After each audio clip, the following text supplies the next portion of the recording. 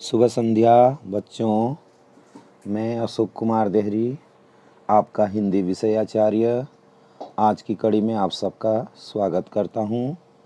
आज हम कक्षा 11वीं विषय हिंदी के अंतर्गत देखेंगे पहला पाठ नमक का दरोगा। इसके लेखक हैं मुंशी प्रेमचंद जी। मुंशी प्रेमचंद जी ने यह कहानी उस समय लिखी थी जब देश परतंत्र था, अंग्रेजी हुकूमत थी और ईस्ट इंडिया कंपनी का भारत पर राज हो गया था, भारत पर राज चल रहा था।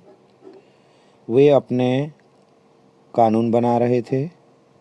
उन्हीं में से एक कानून उन्होंने नमक का बनाया, क्योंकि वे चाहते थे कि ज़्यादा से ज़्यादा नमक का आयात किया जाए और इस नमक पर उन्होंने बहुत ज़्यादा कर भी लगा दिए थे।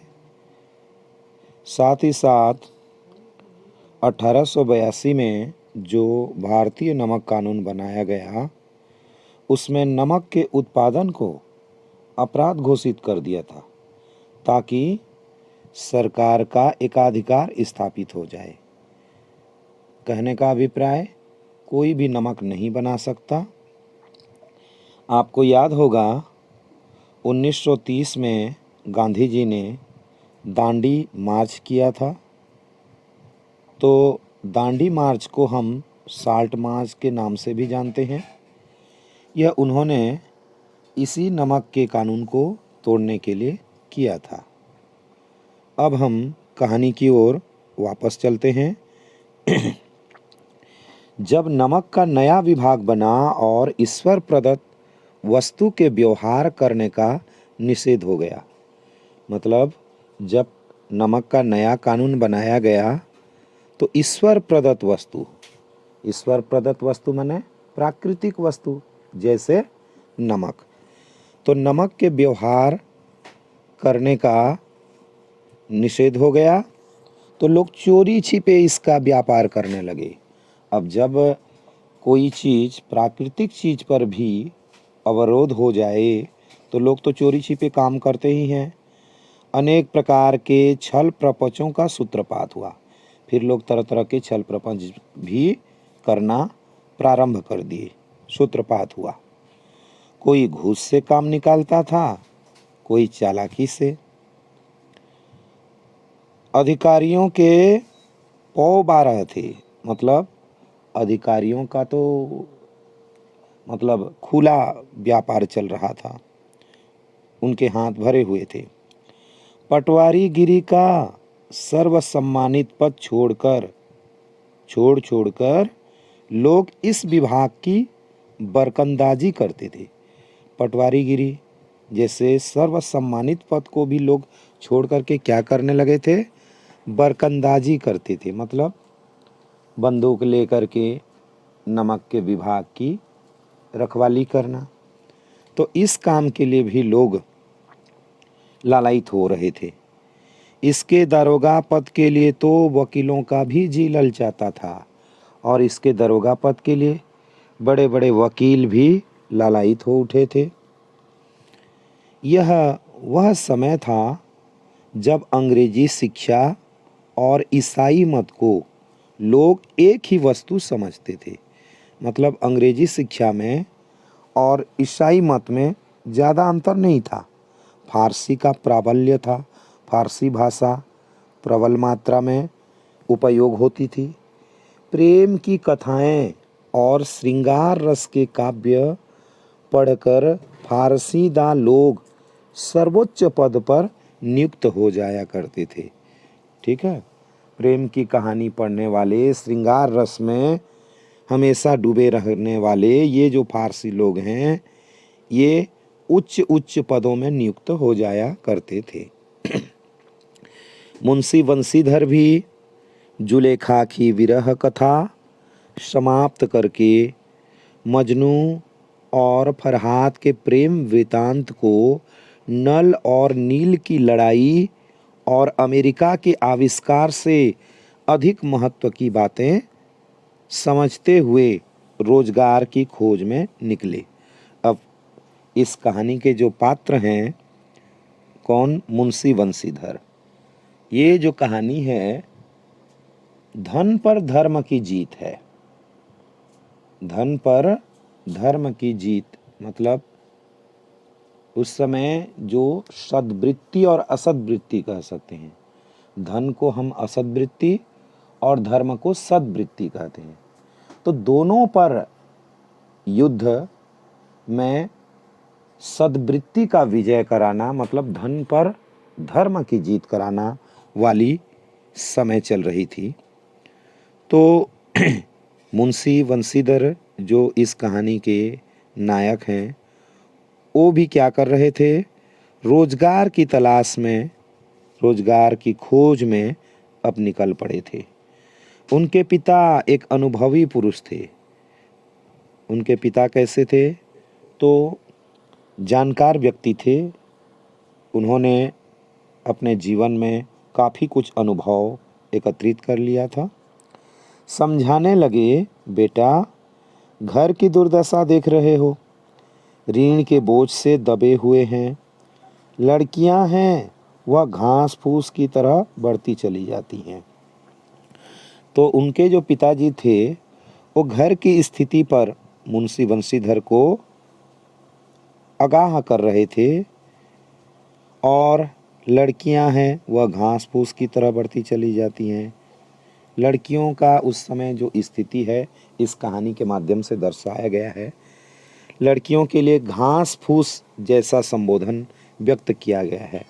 कहने का अभिप्राय है कि लड़कियों का उस समय सम्मान कम ही रहा होगा, तभी तो घास फूस से उनकी तुलना की गई है। तो लड़कियां भी कैसी होती हैं? तो जल्दी बढ़ जाती हैं और फिर उनके विवाह के लिए काफ़ी धन भी एकत्रित करना पड़ता है। कम समय में धन एकत्रित नहीं हो तो लड़कियों का विवाह भी नहीं हो पाता है। तो उसी को वो बता रहे हैं कि लड़कियां हैं वह घास फूस की तरह बढ़ती चली जाती हैं। मैं कगारे का वृक्ष हो रहा हूँ, मतलब मैं क्या हूँ? तो एक किनारे का वृक्ष हूँ, न मालूम कब गिर पड़ूँ। जैसे किनारे का वृक्ष है, कब कट करके क्षरित होकर के गिर जाता है कोई जानकारी नहीं होती।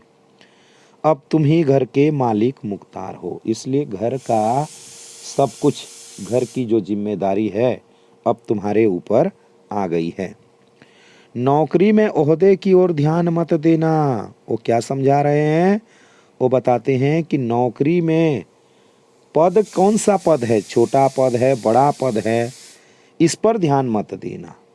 यह तो पीर का मजार है, निगाह चढ़ावे और चादर पर रखनी चाहिए। मतलब नौकरी क्या होती है? पीर का मजार होती है। मतलब कब कब नौकरी में क्या होती है? वेतन जो होती है एक बार मिलती है ना, बार बार नहीं मिलती। निगाह चढ़ावे और चादर पर रखनी चाहिए। इसलिए अपनी जो दृष्टि है, अपनी जो नज़र है, किस पर? चढ़ावे पर रखनी चाहिए। चढ़ावे के मतलब क्या है? तो आजकल जो ऊपरी कमाई होती है इसको चढ़ावे कह सकते हैं। ऊपरी कमाई जो होती है बार बार मिलती रहती है और वेतन जो होता है माह में एक बार मिलता है। इसीलिए वो बता रहे हैं कि ओहदे पर ध्यान मत देना, यह तो पीर का मजार है। ऐसा काम ढूंढना जहाँ कुछ ऊपरी आय हो, मतलब काम ऐसा तुम तलाश करो कि जिससे ऊपर की कमाई ज़्यादा हो। मासिक वेतन तो पूर्णमासी का चांद है। मासिक वेतन को पूर्णमासी का चांद बताया गया। पूर्णमासी का चांद, पूर्णिमा के दिन जो गोल चांद होता है एक दिन दिखाई देता है और घटते घटते लुप्त हो जाता है। ऊपरी आय बहता हुआ स्रोत है जिससे सदैव प्यास बुझती है। वो वेतन को क्या बताते हैं? पूर्णमासी का चांद बताते हैं। जैसे पूर्णिमा का चांद है तो एक दिन पूरी तरह से गोल होता है और फिर उसके दूसरे दिन से घटना शुरू हो जाता है और अमावस्या को तो पूरी तरह से चांद दिखाई देता ही नहीं। उसी प्रकार जो वेतनमान है, जिस दिन मिला उस दिन तो पूर्णिमा का चांद है, हाथ में पूरा वेतन होता है। फिर धीरे धीरे माह के अंत तक पूरा वेतन समाप्त हो जाता है। और ऊपरी आय क्या है? तो बहता हुआ स्रोत है, मतलब झरना है। झरना जैसे रात दिन झरता रहता है, वो कभी सूखता नहीं, तो उसी प्रकार से ऊपरी आय है, झरना के समान हमेशा आती रहती है। उससे प्यास बुझती है, उससे लोगों की इच्छाएं पूरी होती है। ठीक है। वेतन मनुष्य देता है, उसी से उसमें वृद्धि नहीं होती। वेतन कौन देता है? तो वेतन मनुष्य देता है, काम को देख करके, अपनी सामर्थ्य को देख करके। ऊपरी आमदनी ईश्वर देता है, लेकिन ऊपरी जो आमदनी होती है वो किसके द्वारा मिलती है? ईश्वर के द्वारा मिलती है। इसी से उसकी बरकत होती है, इसलिए उसमें बरकत होती है, मतलब उसमें वृद्धि होती है। ठीक है। तुम स्वयं विद्वान हो, तुम्हें क्या समझाऊं? वो क्या कहते हैं? तुम तो जानकार व्यक्ति हो, तुम्हें और क्या समझाऊं? इस विषय में विवेक की बड़ी आवश्यकता है, इसलिए तुम अपने विवेक से काम लेना। मनुष्य को देखो, उसकी आवश्यकता को देखो और अवसर को देखो। मनुष्य को देखना, किस व्यक्ति की कितनी आवश्यकता है, और अवसर को देखना। अवसर जो होती है बार बार नहीं मिलती। अच्छा अवसर मिला है तो अवसर को जान करके काम करना। उसके उपरांत जो उचित समझो करो। अब तुम जैसा तुम्हें अच्छा लगता है कर सकते हो। गरज वाले आदमी के साथ कठोरता करने में लाभ ही लाभ है। मतलब किसी की आवश्यकता है, गरज है, तो उससे कठोरता करोगे तो लाभ मिलेगा, मतलब वो आदमी देगा। जिसका गरज नहीं होगा थोड़ी ना देगा। लेकिन बेगरज को दांव पर पाना जरा कठिन है, और जिसकी आवश्यकता नहीं है, जो गरज वाला व्यक्ति है, उसको हाथ में ला पाना बहुत कठिन होता है। इन बातों को निगाह में बांध लो, यह मेरी जन्म भर की कमाई है।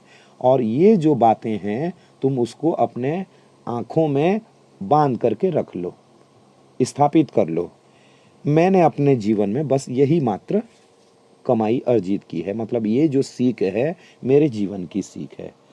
तो आज के लिए इतना ही। आगे की जो कहानी है हम कल देखेंगे। आशा करता हूँ आपको ज़रूर अच्छा लगेगा। अच्छा लगे तो प्लीज़ लाइक ज़रूर करें।